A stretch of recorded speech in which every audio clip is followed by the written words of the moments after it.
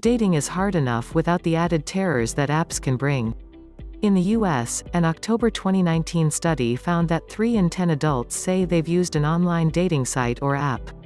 A total of 45% of those with recent experiences claim it was more frustrating than hopeful. While failed encounters are irritating, some people have utterly horrible stories. From robberies to unwanted sexual advances and even murder, here are the top 10 dating app horror stories.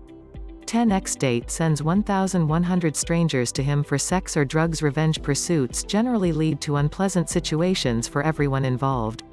Matthew Herrick experienced an incredibly unique revenge plot from an ex-boyfriend he met on Grindr. Over 5 months, Herrick had 1,100 men show up at his Manhattan home and workplace expecting sex or drugs. Herrick's ex had created fake Grindr accounts starting in October 2016 with Herrick's photos and personal details. He also added lies, e.g., Herrick is HIV positive and enjoys rape fantasy and roleplay. These lies explain to suitors why Herrick might appear resistant when they show up for sex. The strangers wouldn't take no for an answer and even followed Herrick into the bathroom at work. In April 2017, Herrick sued Grindr for allowing the incident to occur. His lawyers questioned Grindr's legal and ethical responsibilities when users abuse the platform, especially since there were over 100 reports on Grindr's app flagging the fake profiles. 9 Her date loved himself a bit too much. A Reddit user shared a disturbing account online of her experience with a man she met through OkCupid. Although she thought he was cute, there were red flags all throughout their dinner conversation. They went to the movies, and during the trailers, he began to masturbate. She explains, he just unzipped his pants and started going at it, and I sat next to him horrified. He justified his actions by saying every normal person jerks off in movie theaters. Okay. Next, he tried to have sex with her, which she declined. She moved across to the other side of the theater to watch the movie in peace. At least she enjoyed the movie. 8 Toilet-loving Tinder match threatened revenge porn. Some people can't take rejection very well, and Trent John Samuels, age 27, was one of them. Samuels matched with a woman on Tinder. They exchanged messages for a few weeks before she deleted him from her Snapchat account in December 2019. Apparently, he turned her off by a photo he sent her of him defecating on the toilet, with the caption, "Poo time." Unfortunately, during those weeks of conversation, she sent photos of herself and an intimate video where she had no underwear and touched herself. Samuels used a screenshot of the video to threaten her on Instagram, saying she should be careful and check his Instagram story. She went straight to the police, assuming he had already made the content public. With the threatening messages as evidence against him in court, Samuels pleaded guilty to revenge porn charges. This charge can carry up to 3 years in jail in Queensland, Australia.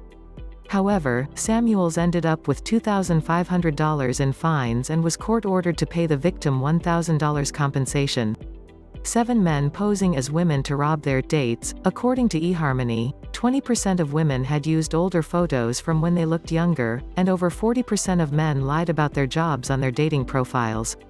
However, in 2020, some Maryland dating app users faced people lying about their gender and intentions. Men were posing as women on dating apps, only to show up and rob their date. The police indicated that the robbers would physically assault the victims before taking their wallets, car keys, and cell phones. In February 2020, Greenbelt police urged people to refrain from meeting strangers through dating apps. Other men in different U.S. cities have also used this scheme for robbery. In Detroit in 2020, police were seeking a serial robber posing as a woman on dating apps before forcing them to withdraw money from the ATM for him. Another group of 3 men and 1 woman also used this impersonation scheme in Chicago. Maybe it's a sign to stay home, or at least do a background check on potential dates first. 6 He was robbed at gunpoint by his date and 2 men. Sometimes, even a background check may not be helpful against people conning to rob you on a date, especially if your date is 31-year-old Shalina Lopez. An unidentified Californian man met Lopez on the dating app Meet Me. They set up their first date at the Eagle Mountain Casino in Porterville. At the casino, the daters met with Lopez's relative, Mario Garcia. They also ran into her friend Cesar Cameron Domingo Jr. At the end of the night, the California man drove Lopez, Garcia, and Domingo home. In the car, Garcia shot a revolver twice and held the man at gunpoint. The trio told him to drive to an ATM to withdraw money and hand them his valuables. He called the Tulare County Police Department immediately after he dropped them off. Police were able to recover $400 of the stolen property. 5. She went on a date with a serial rapist. Sexual assault is, sadly, a genuine threat women face when they are dating. And nothing proves this point more than Georgia native Zach Anderson. Kelly Neagle met Anderson on OkCupid. She recalls him being a good-looking man who shared the same hobbies and interests as her. After a week of exchanging messages, they decided to meet at a grill and pub. He just seemed like a normal, charming guy, Neagle said. It wasn't until they got into his car in the parking lot after drinks that a switch went off. He became aggressive, grabbed her thigh hard, and pulled her pants down before pulling the lever on the passenger side seat. He proceeded to sexually assault her. Neagle contacted OkCupid to warn them they had a rapist on their site. However, the site said they couldn't find his profile.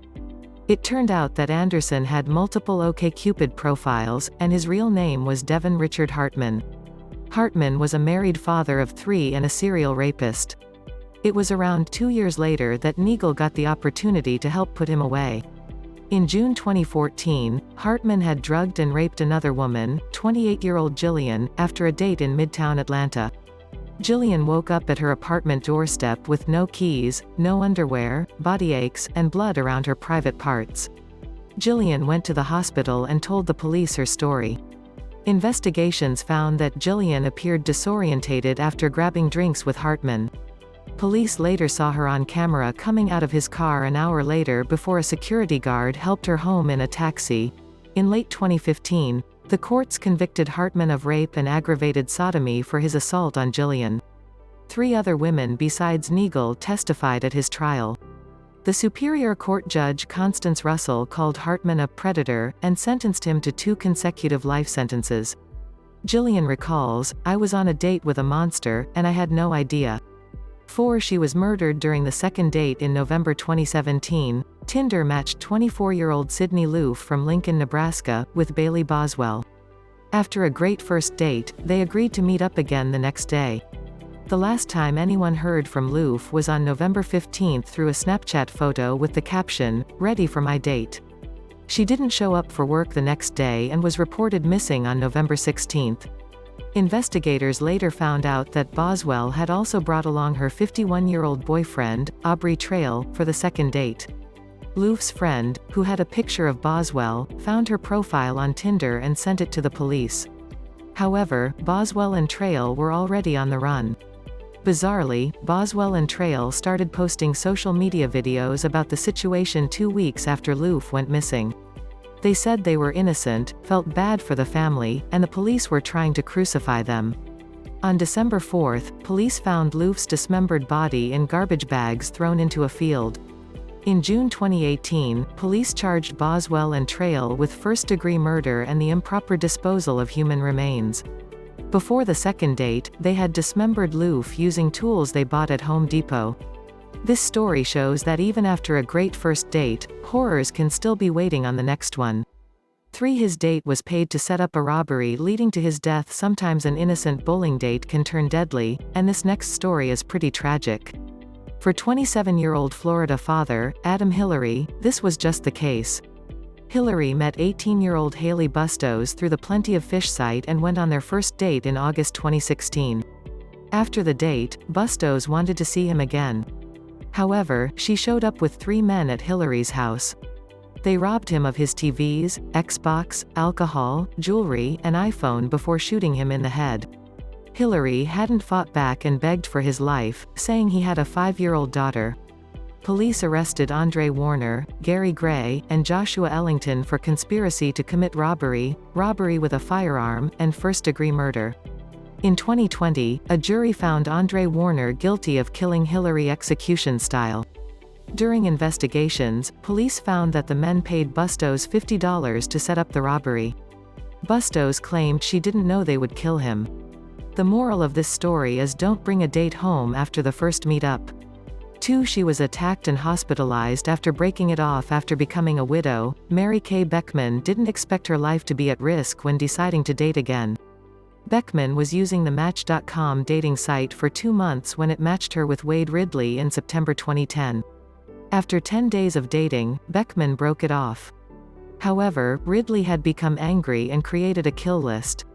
3 months later, Ridley found Beckman and stabbed her 10 times with a butcher knife until the knife broke. He then stomped her on the head and left, assuming she was dead. A neighbor called in the attack. Beckman was hospitalized for months going through head surgeries. Ridley later met another woman, Ann Simonson, on Match.com and successfully killed her with a machete knife. Las Vegas police arrested Ridley for Simonson's murder, and during interviews, Ridley confessed to his kill list. Police charged Ridley with attempted murder and robbery, and a judge sentenced him to 28 to 70 years in prison. However, in May 2012, Ridley committed suicide. Although Beckman survived the attack, the incident still haunts her. Beckman said she would never use a dating app again and sued Match.com for $10 million. He went on a date with a murderous cannibal. A London Metropolitan Police officer, Gordon Semple, met 51-year-old Stefano Brizzi on the dating app Grindr. They decided to meet up at Brizzi's apartment, where Brizzi strangled Semple to death. Inspired by the show Breaking Bad, Brizzi tried to dismember Semple's body in an acid-filled bath. Terrible. Although Brizzi doesn't remember doing this because he was high on crystal meth, prosecutors explained he also tried to eat Semple's flesh. Double terrible. Police found Semple's body in the oven, in a tea strainer, and on chopsticks. There was also Brizzi's bite mark on the rib. Triple terrible. In 2016, the court sentenced Brizzi to life in prison. However, Brizzi hanged himself 2 months into his sentence.